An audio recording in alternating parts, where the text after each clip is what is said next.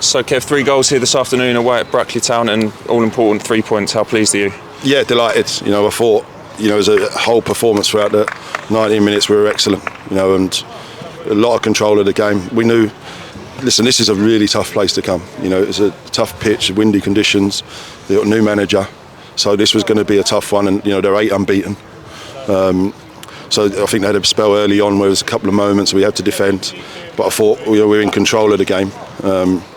And had moments in the first half we just couldn't score, get that final pass away. But we said at half time, be patient. We felt they'd tire out a bit if we just kept the ball moving and kept doing the right things, and it turned out that way.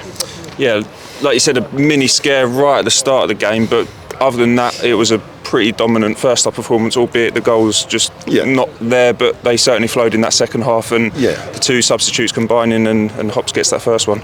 Yeah, of course. Yeah, listen, as you said, it's missed that final bit in the first half just to, get the goal that we needed or that I felt we deserved. Because, as I say, it's tough. It's really tough, and I felt the football we played was good, but just missing that last moment. And I think the goal was, a great goal from our point of view. In terms, I think Coker played it to Charlie to Hops, and Hops scored a great finish. In fairness to him, so all 3 subs making an impact within that goal.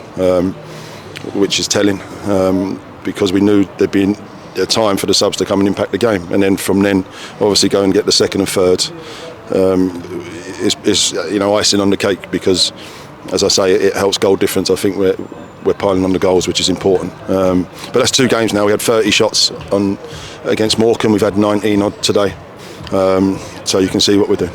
How pleasing was it to back up last week's win here today? Yeah, we spoke about that before the game. The best teams do back it up, but respecting your opponent and how tough it is. And Andy Wing coming in here will get these organised, and as they already are, and we'll get these going, and these give people a game. I think you look at, there's no easy games in this league. You look at Morecambe, I think have won 4-0 today. So you look at what we've done last week. It's not easy, and credit to the players, because I thought they're outstanding today. Cheers, thank you, Kev.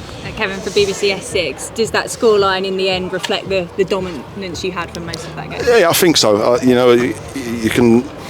I didn't feel we were under pressure for large spells of the game. I felt we were in control a lot of it. There was a few breakaways, apart from the early on where there's a few chances, and I think one in the second half, Gubbo's had to make a great block. But apart from that, Owen didn't have loads to do, and we had plenty of chances, and we were just waiting for one of them moments to go in, and we decided to make the changes when we did, which we could feel them tiring on a heavy pitch a little bit, and that's why using the squad's important, and the subs that came all combined to make a difference. Yeah, how pleasing was that to see the ball from Coker, Kendall, and then into Hopper, seeing that impact that they had for you? Yeah, I'm delighted with that. Yeah, because listen, it was important that they had an impact in the game, and Hops has got 2 and 2 now coming off the bench, and I said it the other week, he's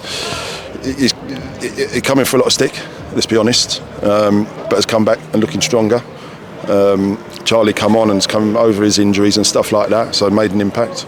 And Coates is unlucky not to start, but Keenan's come in and done well. But that's the squad, and you look at the amount of games we've got coming up, we've got to use them, and outstanding from all of the team, and even the ones that didn't get on. So they're going to be needed, and it's important we do that. And listen, 3-0 away from home is a great result. And it felt in the second half as well, there were more of those shots from outside the area. The goalkeeper had to pull off some great saves to keep them in. Was that a sort of something you'd looked at half time? Let's contract test him? No, we wanted to shoot. We always want to shoot. We had 30 shots the other day, 20 today odd. So we always shoot. There's a strong wind going down that end in the second half. And we kept testing him. We had kept moments. I think Goody's had one that's gone over the bar. So there was loads of opportunities, but it's about picking the right moment at the right time. And we did that with the goal, because it was an outstanding goal. Yeah, they had a chance early on. You mentioned the block from Gubbins, but a clean sheet away from home is very pleasing. Yeah, absolutely. Long journey for the fans again, and sung their hearts out for us there at the end as well. And really pleased for them that we give them something away from home, as we have done. I think we've had some good results away from home this year, and that backs it up. I think 3 at Morecambe, 3 at Gateshead, so that backs it up. And pleased we can add points to the table, and add goals as well, which is really good. I think we've got the 3rd best goal difference in the league now, so doing okay.